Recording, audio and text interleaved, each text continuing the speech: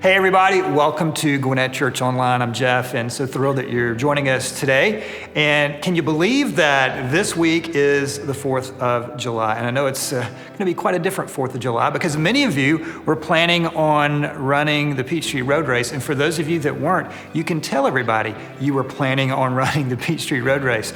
But that's obviously been moved to later in the year. So here's what we've decided to do for you runners. We've decided to create an opportunity for you on the 4th of July. We're creating something called the For Gwinnett 4K.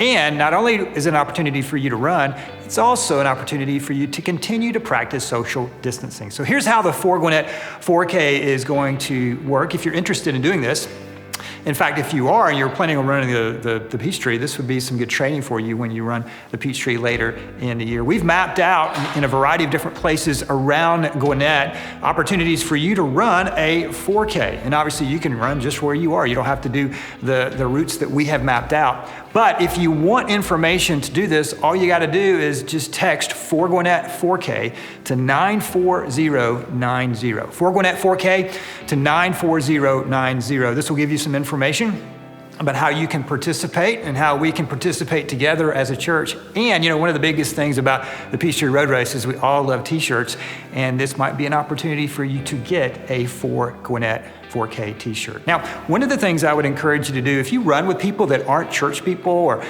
maybe have never been here before, this is an opportunity for you to invite them into our larger community.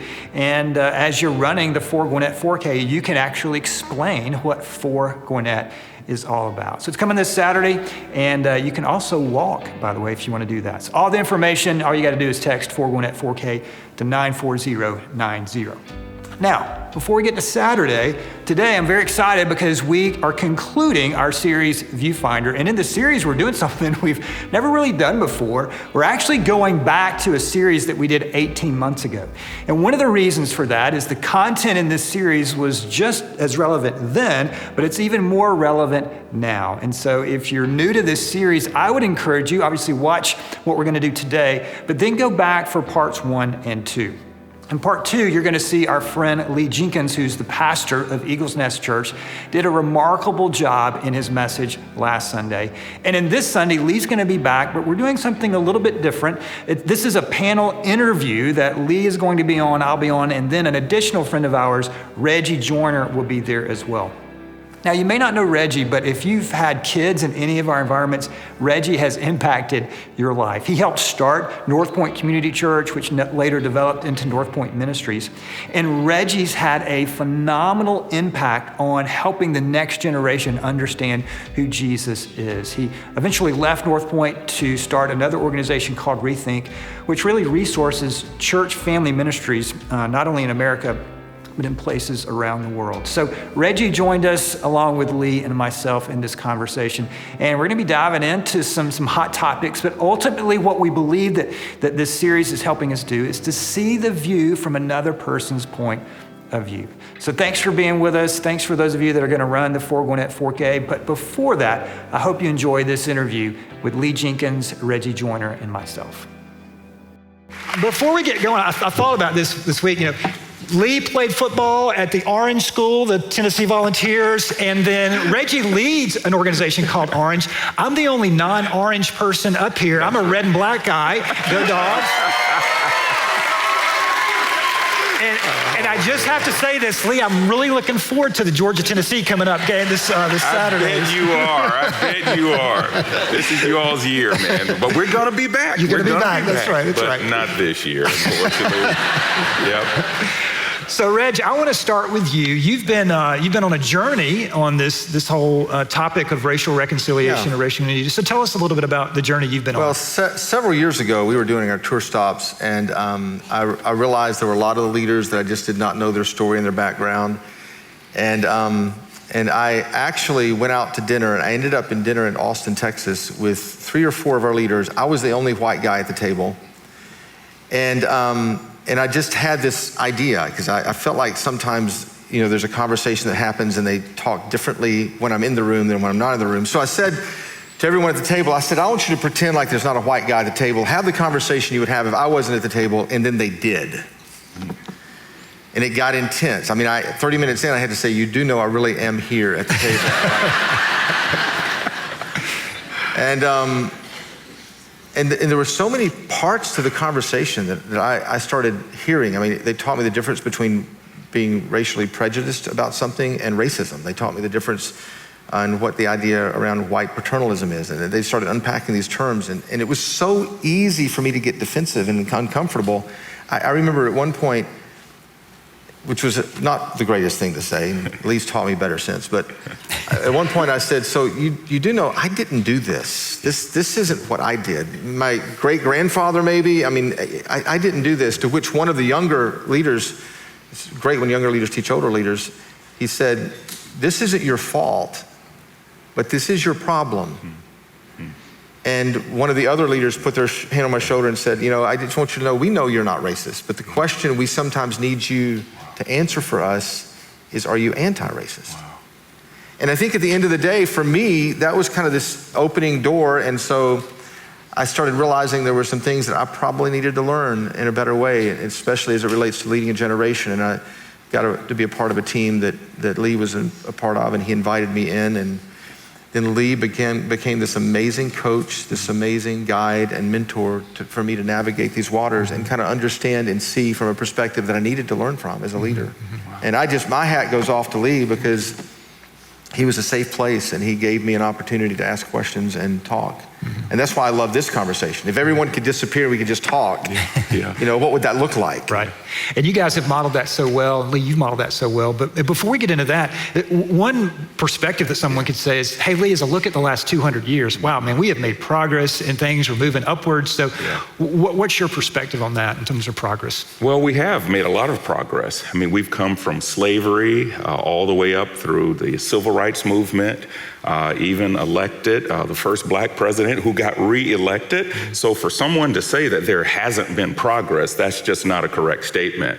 However, we should be much further along. In fact, I'm over 50 now, and I thought by the time I got over 50, this wouldn't even be an issue. And it is a very big issue. In fact, NBC News did a survey just a few weeks ago, and they found that 72% of Americans say that racial discrimination is still a problem. So it is a problem, and we can't ignore it. Dr. Martin Luther King Jr. said that the reason people don't get along with each other is because they fear each other. And then the reason they fear each other is because they don't know each other. Yeah. And the reason they don't know each other is because they don't converse with one another or have conversations. And one of the reasons we don't have conversations like we're getting ready to have is because people don't have relationships with one another. So I'm hoping today that we can unpack some of these issues and just allow people to kind of listen in on our conversation. But it is important to talk about these things. And we're not going to agree on everything, but I think we can learn from each other, because that's really what we're asking people to do. Right. That there sometimes things aren't right or wrong, it's just a different perspective. And we have to learn how to look at things through the lens of someone else. And that's helpful to know that we're, as you said, we're not always going to agree on issues. That's right. And when people are surprised by that, I ask them, are you married? Yeah. I mean, yeah, they must not be married. That's right. So we have to get to a point where we can agree to disagree and all that. So one of the questions we've been asking this series is, okay, practically speaking, how do we do this? Lee preached last week about we need to engage each other socially. And then how can we have some uncomfortable conversations in a way that values one another and moves the conversation, or rather the relationship, along? You have done a fantastic way of modeling what a conversation looks like. And we're going to walk through the 5 steps of that. Okay. The first one is listen. Tell us a little bit about that. Listen to us. Listening to another person's perspective is the highest compliment that you could pay them. It is the ultimate sign of respect, because it shows that you care. But you have to listen, not to just rebut it, or not to just say, yeah, but you have to listen to learn, to put yourself in a learning posture. And in order to do that, that takes humility. And a lot of us are so dug in to our perspective, or what our grandparents thought or parents thought, that we're immovable. And unfortunately, that allows us not to be good listeners. Or we think we have it figured out, which is amazing because we're all human. We've all sinned and fallen short of the glory of God. None of us have everything figured out. So, but we're terrible listeners. So the first thing we need to do in order to model a conversation about racial reconciliation, but really it's about anything. It could be about anything controversial, is to listen. Right. And we talked about, it'd be one thing for us to say, let's listen. So we came up with this idea of you and I role playing this. And if you're in sales, you know how role playing works is that you pull two people up in front of the group and you're saying, hey, let's role play how the conversation would go between client and salesperson. So Lee and I are going to model that, and we're going to pick a softball topic so nobody gets bothered. The NFL players in the national anthem. So we're going to go after that one. Real non-controversial issue, right? So we're going to be at a coffee shop. Okay, You're going to pretend. Yeah. I guess you're going to pretend you're white. I'm the white guy. Okay. Yeah, that's right. I'll pretend I'm black. Yeah. I mean, there's me. I'll figure that out. You're the barista. Oh, okay. That's right. Barista. The older barista at Starbucks. And so everybody just take a deep breath, all right? This is role playing, all right? Just relax. So just relax. So Lee, good to see you, man. Hey, man, we're good to see you. excited about football. Yeah, man, I'm glad it's football season. I know. I just wanted to get, I'm ready for it to get a little cooler. But man, here's the thing though, as we look at the NFL, I don't understand about the protest of the national anthem. I mean, we're just asking them to stand up for a few minutes, and it's not that big of it. And man, I wish I could play a sport and get paid millions of dollars. Yeah. But love you, respect you. Yeah. I know you may have a different opinion on this. Yeah. So can you enlighten me? What am I not seeing here? Because it seems pretty clear cut from my point of view. I understand. Well, first of all, I appreciate you bringing that up, Jeff. And I want you to know that how you feel about it, I care about how you feel. And thank you for being brave enough to bring that up. All right, so lesson number one is when somebody brings up a controversial issue, you don't run from it. You don't get mad. You don't attack them. You actually affirm that the way they are feeling is legitimate. So you lean into that. So what I just did with Jeff is I didn't say, Jeff, come on. Oh, Jeff, how could you think like that? No, I affirm him and I affirm the way he was feeling. Okay, all right, back to the conversation. All right. I'm just fixing the vanilla latte over here. Yeah, that's right. Okay. Great. Well, Jeff, I respect the way you feel, but I feel a little different. And you see, a lot of times, man, white people look at things as an isolated event. Why is that person doing that? Why are they protesting this? Why are they doing this? But me as an African American, I don't look at things as an isolated event. I look at things usually from a long-term narrative.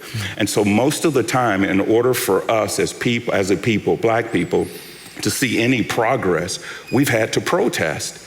So we had to sit in, we had to march, we had to hold up signs. And so this is kind of a normal part of how we bring attention to an issue.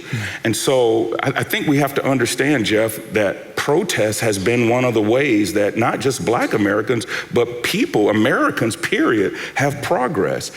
We protested Britain, and so it led to the American Revolution.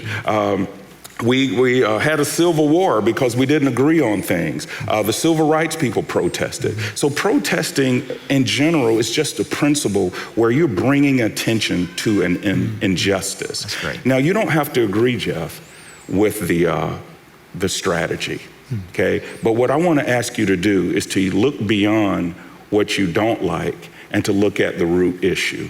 Because sometimes we get more upset and mad that the person is protesting instead of being mad at what they're protesting about. So what I would like for us to at least try to come to agree on is the issue that he's protesting, or many of the players are protesting, is the issue, one of the main issues is racial discrimination. And by the way, what better way to use your privilege as a wealthy entertainer or athlete or business person or pastor than to speak for those who don't have a voice? Wow, that's good. Now, in this part of the conversation, and whatever angst either side you're feeling, typically sometimes we want to pull back and start talking about opinions, but what we're asking everybody to do is to lean in the conversation. And that's what you've done a lot too, Reggie. Just kind of lean in. Still serving coffee? You can talk okay. now. Because the thing that you say there, and You know, there's something in some of us that go, yes, but what if it's disrespectful and it's the national anthem and, you know, all this. And I think to get beyond right or wrong, because this isn't really about an issue, you said something that I just don't want us to miss, which was you come from a long narrative, a perspective.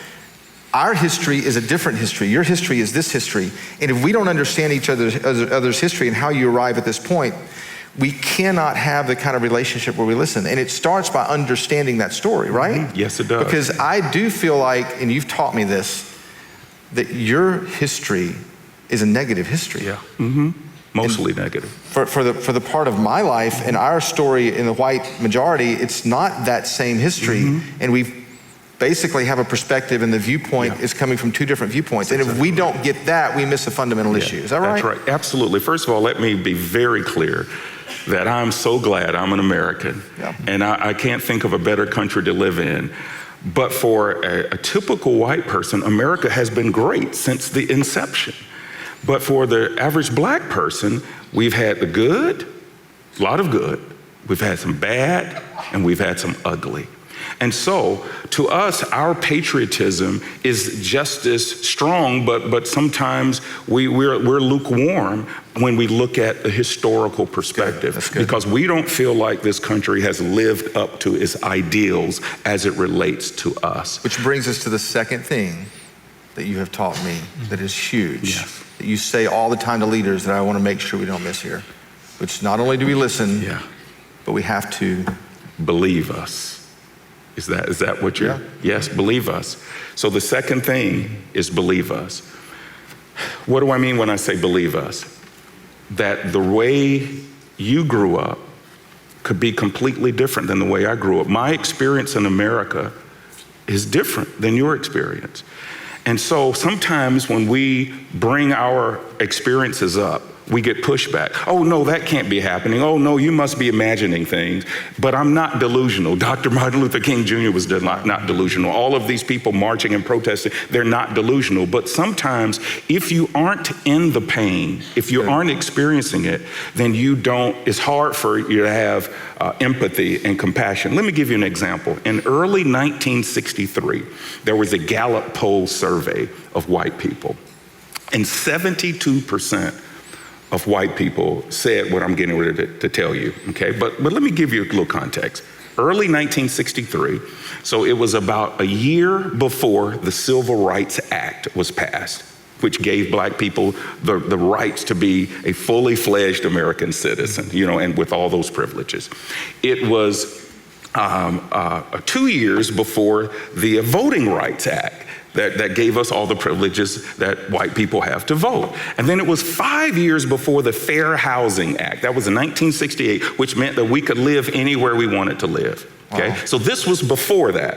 1963, survey of white people, 72% said that they don't see what the problem is.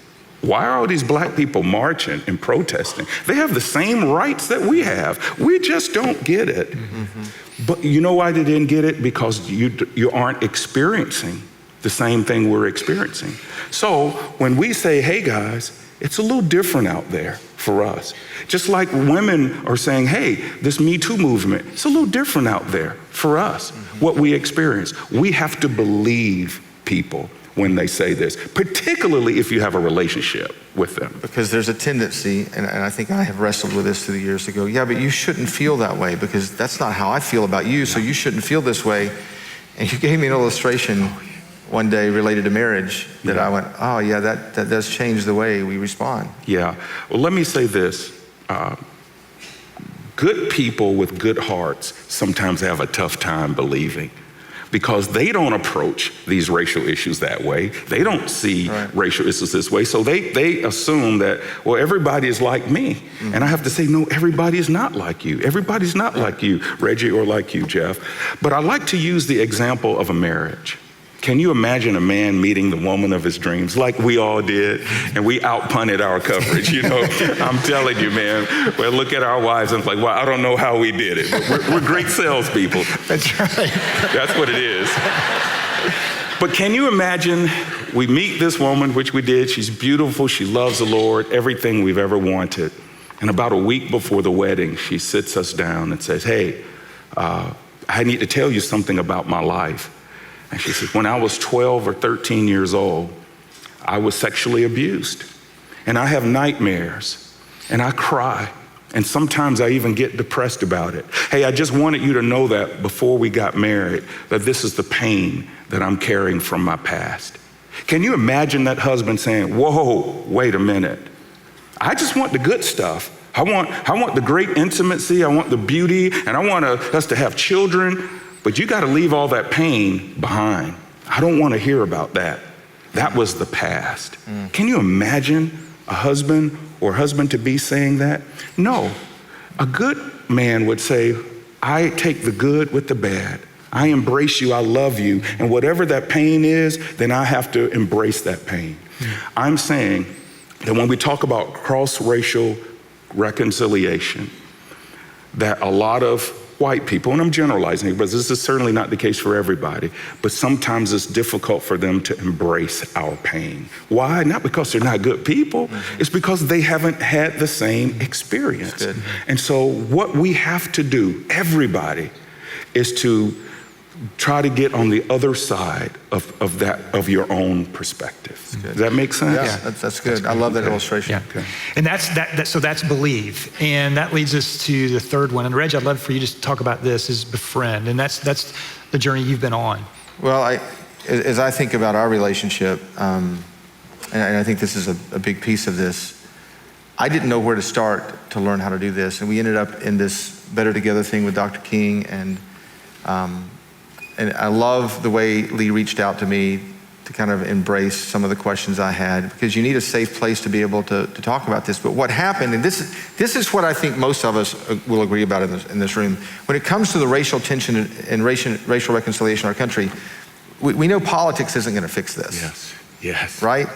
Amen. I mean, we know that the media isn't going to resolve these tensions. Right. They're going to accelerate these tensions in a lot of ways. And so when you look at where is this going to get resolved? For me, it had to be on a personal level, and it had to start there.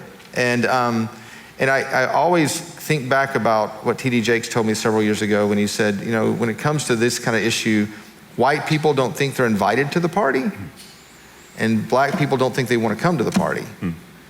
And both groups have to go, no, I want to be invited, and I want you to be there. And something changes when we start inviting each other in. Yeah. And what Lee did for me is he gave me a safe place to ask the questions, to wrestle with these issues in a way that I needed to wrestle with to resolve. Yeah. And I was scared. You know, is this going to change my political views, my theological views? And what changed was my heart. Because now all of a sudden, when there's an issue in the country, I'm not trying to look at it through those lenses. I'm trying to go back to friends and go, how do you feel about this? Because when an issue becomes connected to somebody you know their name and you're personally in a relationship with, it changes the way you see the issues. So that's the real thing that I think is at stake here, that we keep this at some kind of level that's superficial, and we don't really make this about understanding each other. Yeah. And you did that for me when we've been working on this series for months now. Lee's actually been on staff at Gwinnett Church for several months. That's right. So we'll let you go back to Eagles Nest next week. But I remember in one meeting, we were with a group of people, very diverse group of people, and I kind of had this statement, because I don't want to say something that unknowingly offends people. And you just stopped me and said, hey, everybody, we've got to give Jeff room just to be Jeff and befriend him. So Jeff, we know you love us, but let's just, and that was a moment for me, like, oh, you mean I can really just be myself? Let it out. I don't want to unknowingly offend someone, but I want to be careful. So sometimes I was guarded because I wasn't quite sure if what I was saying was right. And you just said, just be Jeff. I never worry if I'm going to misstep or say something I shouldn't, that it will cost me. That's right. Because relationally, we're in a relationship and we know each other. That's right. And I'm going to say some things that I shouldn't say, that I'm trying to figure out and sort through. But the fact that we're in a relationship and I know I trust him and it's a safe place makes all the difference in the world. Yeah. And you know what I'm finding out? A lot of white people do want to lean into this subject, but they don't want to offend people. Right. So they just say, well, I don't want to say the wrong thing, so I'm just not going to say anything. Right. And so I believe it is incumbent on African Americans to invite white people into the conversation and to listen and to give them an opportunity to ask those questions. And I'm glad I was able to do that with you all. But you all want it in too. And so we've been having a huge party. You know, it's been awesome. It's been awesome. Yeah. So there's listen, believe, befriend, and then the fourth step. And again, these are great ones to follow just in any relationship. The fourth one is care for. Let's talk about that. Wow, that's huge. Caring for people means that you show compassion. Caring means that you lean into their pain, that you bear their burdens. The Bible talks about bearing each other's burdens. So what hurts me, what concerns me, hurts you. And in fact, there are some things that happen. I mean, they're still happening. They come on the news. My friends who are white call me and they say, hey man, I read about this and I thought about you. And I just want you to know that I care. That's what it's all about. And so caring is so important, to stand with people and to just show them that you value them as a human being. And by the way, you don't have to agree with everybody to care for them. You don't have to be, you know what I mean? You can respect them. You can disagree without disrespecting.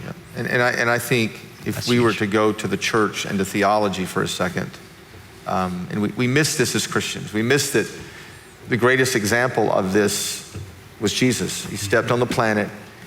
You know, he put down his rights. He put his interest on Paul's. He had every right to exercise his authority, every right to exercise, you know, his rightness, because he was right. He was right. He could have said, you know what, I'm sorry, but I am the truth. So, and he goes in this moment, he goes, no, I'm going to become one of you. I'm going to walk among you. I'm going to pause. I'm going to understand.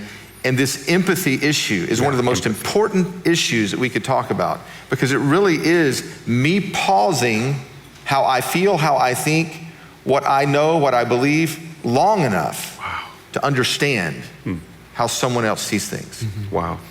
And I've seen you do that. You were on a journey for Dr. King as the 50th anniversary of his assassination. You were on a journey with Bernice King, and we both were. We both were. And for me, sitting at the table and listening to those conversations and hearing what people said, it was just enlightening to me. And again, I think at the end of it all, I don't see things the same way. I don't think I've compromised anything I believe, but I hear things different. I'll say something or hear someone else say something and I'll cringe, because I'll go, no, I now understand how someone else processes that through a different view. And it helps me, you know, in my own heart and life, I think, you know, not make the assumptions that because I'm an opinionated person. And I think I have got to learn what that looks like for the representation I'm supposed to be in the body of Christ of who Jesus is. Well, he mentioned an incredible passage, Philippians 2.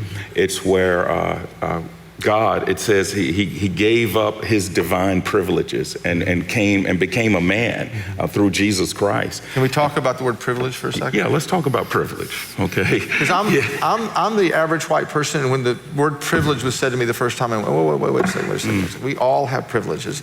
But you explain that to me in a way that I look at that word entirely differently. And now I begin to see that's a responsibility that we have. And talk about that. Don't fly by that one. Yeah, that's been a very sensitive issue for a lot of white people. And I want to apologize for how that term has been used. It has been used in a way that says, you know, well, you didn't work for what you got, or everything that you have done in life, you got it easy. That's not what white privilege means. So first of all, we have to understand privilege. Privilege is the way society advantages you or accommodates you. All right, that's what privilege is. For instance, you could look at the area of race. You could look at the area of gender. You could look at the area of education. You could look at the area of your health, whether you are disabled or healthy. You can even look at the area of how people view what's attractive and what is not attractive. And so in that category, which one of us is most privileged? Yes, okay. I would love to know that answer. Yeah. For the first Sunday, I didn't wear a jacket. That's right.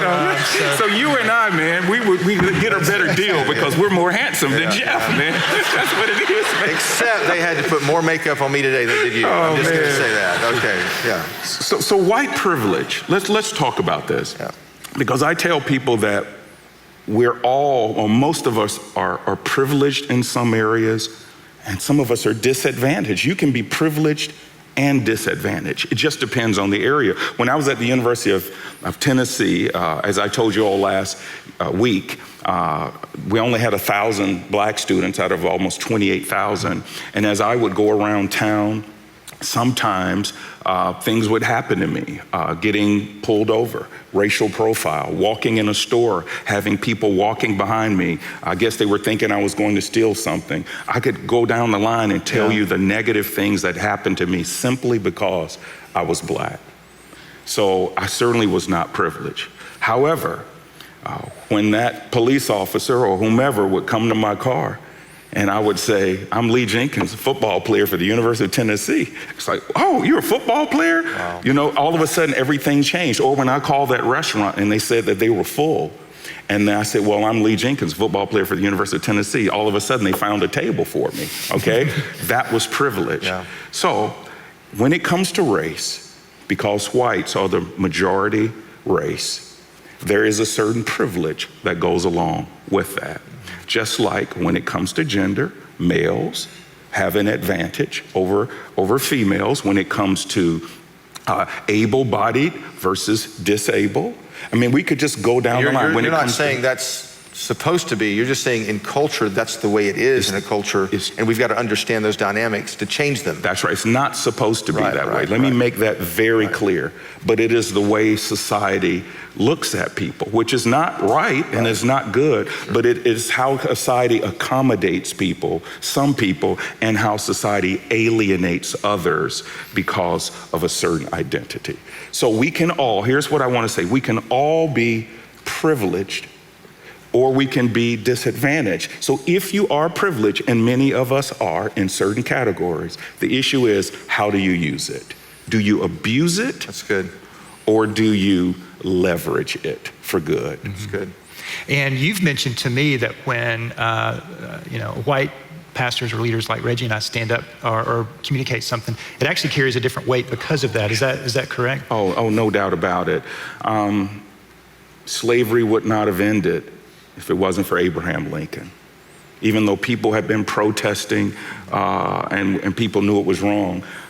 When a powerful, privileged white man who cared about this issue deeply said, this is not right. He said, if slavery is not wrong, then nothing is wrong. Mm-hmm. It began to change. So that moves us to the stand up. Yes. For. Mm-hmm. Yeah. What does that mean to you to stand for? It means to lock arms. First of all, you're locking arms with people, but you're not locking arms and just standing with a person. You're standing for what's right in God's eyes. But you are standing with that person. And by the way, there's a price to pay when you stand with people sometimes. I talked about last week how I cross racial boundaries and how I've done that and I paid a price. And when white people do that, or any race, when they cross those boundaries, they pay a price. So standing up for us means that, no, you speak up, you stand up, and you stand with that person. It's so interesting that you would say that. And I would love for this crowd of people to kind of know your heart. Because when I invited you into the world that I'm in, to have this conversation, you sent me this long text, and we've never really talked about this text, but you sent me this long text. And in the text, you talked about how, okay, if you do this, you may have some people that, stop using your stuff and back away, and it could cost you here and cost you there. Are you sure you want to invite me to have a conversation about racial reconciliation? Yeah. And I thought, oh yeah, I feel like it's the right thing to do. But it was so, your sensitivity to what it could cost me was such an interesting thing to me that I had not even considered that. Because I thought, sure, everybody's going to know it's right for us to build bridges, and sure, they're going to know that, right? But in your world, it's not always that way because there's a cost involved. Yeah, can I say this, Reggie? Thank you for bringing that up, and thank you for being willing to pay that price. I ran for mayor of Roswell, and Roswell's 80-something% white. I got 46% of the votes, went into a runoff, almost won. The majority of my supporters were white, and most of my team, not all of them, but many of them were white. And so when we started this, I said, guys, it's going to be a bumpy road. You're probably going to hear some things about me that you've never heard, and you're gonna see some things come out in some people that you didn't know. And they all looked at me. They're like, oh, Lee, everybody loves you. You're gonna be great. You're gonna win the debates. You're gonna do this. You're gonna do that. Oh, you're gonna be great. About 3 or 4 weeks into this thing, these same white people who were working on my campaign would come into my office crying. They would say, Lee, I can't believe what some people are saying. And these people, I've known them for 20 years, for 15 years. Yeah. And all of a sudden, they began to experience what I had been experiencing for my entire life. And now they're seeing it and they're experiencing it. So they paid a price for supporting the first Black serious candidate in North Fulton. And they paid a price. But it was a price that was worthy and that was worthwhile. I think if I were to look back across my life until about 7 or 8 years ago, I go back to that statement. We don't think you're racist or you're anti-racist. I feel like my issue was because I wasn't engaged with people who were different. It was a sin of indifference. I didn't realize that this was going on and this was happening to the degree that it was, or people were feeling like they were feeling. And after interacting with other cultures and other groups of people, I do think that there are times when we have to stand together on this. And this, at least in my opinion, the racial tension that exists in our country, we know it's not going to be solved by politics. Yeah. Right? Oh, God. We know it's not going to. That's worth clapping. Thank you. Wow. We know it's not going to be simply resolved by news and debates. Yeah. I think the only way it's going to be resolved is with the Black and the white, the Hispanic, the Asian, these communities coming together and going, you know what, we're bigger than all of that. Yeah. God created us a certain way, and there's an issue here that's at stake that I think is huge. Well, and I want you to speak into this because I think you're I know you're a leading voice about how to reach and lead the next generation. And the next generation is watching the church to see what we'll do. So tell us, because I think you got probably some pushback on, why is Orange talking about it? Why do we have why are we talking about it? It was so interesting, because we do these conferences all over the country. We'll have 1,300 people, in Lancaster tomorrow with Andy, and then we'll be speaking at Orange. And at first, I would have children's pastors that they would come to me and they would meet, or student pastors. They would say, when you first started the conversation with Lee on the stage, we thought, why are we doing this here? Wow. And why are we having this conversation? You may even be here going, so why are we talking about this in church today? And he said, by the time you finished, we were all like, oh, yeah, because if we don't model this as leaders and as adults, we have a next generation coming behind us that will fall into the same traps. And we have a responsibility. Because I don't know if you know this, but 2020, 2025, 2030, 2040, after I'm gone, history, according to average lifespans, the neighborhood is changing. Yeah. And we have this incredible opportunity to demonstrate from our churches as Christian leaders what it looks like to be the body of Christ. And that's really what this is about. This is demonstrating to the generation coming along behind us what it really looks like, because they're watching how we treat each other. And they're taking their cues from us. Right? Yep. Yeah, it's good. And what have you heard from teenagers, student pastors as you've led into this? It's all gratitude. It's all, and again, I lean into leaders like Lee, who say to me all the time, if I'm sitting in a room and I don't see me, it's not for me. And if I don't see somebody who's different than me, I don't realize how big God really is. And when I can see people like me, whether it's a woman or a Black person or a Hispanic person teaching me truth, God gets bigger. And if I see somebody who's different than me, God gets bigger. So it's that issue of what does that look like? Because then I can go, oh, I can be that, I can do that, I have that worth, I have that value as well. That's great. Wow, it's awesome. Anything else on stand up for? Well, it's not easy to stand up for what we're talking about. And so I just want to encourage people that you're going to have the opportunity to stand up for God's truth and for people.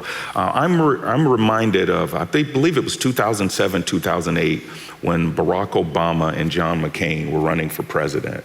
And boy, they were going at it. And of course, they have different political views. But John McCain was doing a town hall meeting, and they start berating Barack Obama on something that had nothing to do with politics, okay? And John McCain got up and he said, wait a minute, wait a minute. He said, wait a minute. He said, I might disagree with him politically, but he's a good man. And what you said, what you just said, is not the truth. He stood up, even though they disagreed politically, but he stood up for the man's character. And he stood up against this erroneous statement. And I'm saying that's what we're saying. We don't have to be alike in every area to stand up for each other, but we have to do what's right before God. And believe it or not, John McCain, I will never forget that. And so when he passed away a few weeks ago, I thought about that moment and how I've always had respect for him, but that moment really showed me a lot about his character. I was just, while you were talking about that, I was just thinking about how easy it would have been for him not to have said anything. That's exactly right. I mean, that's the tendency. We don't step into the gap in that moment. And I was interviewing Bernice when we were talking through the Better Together stuff. We were all working with her. And I remember I'd seen all these pictures of her as a 5-year-old when her father was shot and killed. And I thought, we lost a leader, she lost a dad. And I'm talking to her about it. I remember her saying, it wasn't hatred that killed my father. It was indifference. And I think we can't sit by idly and just watch injustice happen and not step into the picture. And this isn't about, simply our view versus someone else's view. This is a human being, a life, a name. And I just think somewhere along the way, we've got to build a different kind of bridge so that we care about each other in a different kind of way.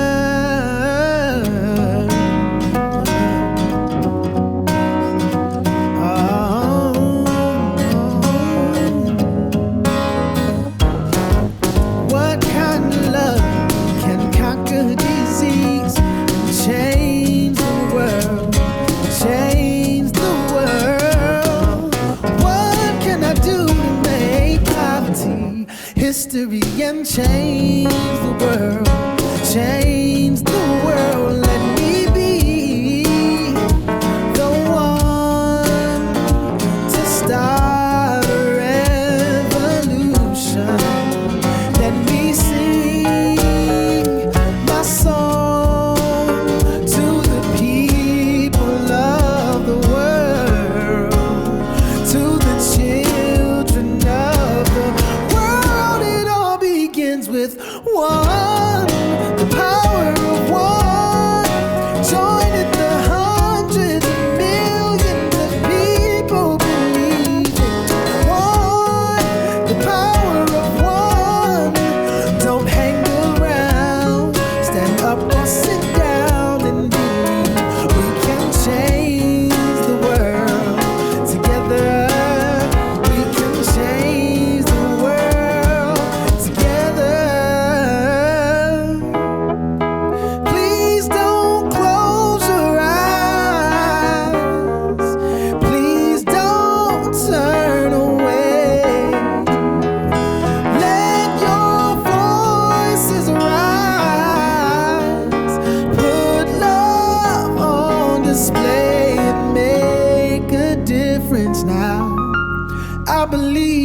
You and me can make a difference now.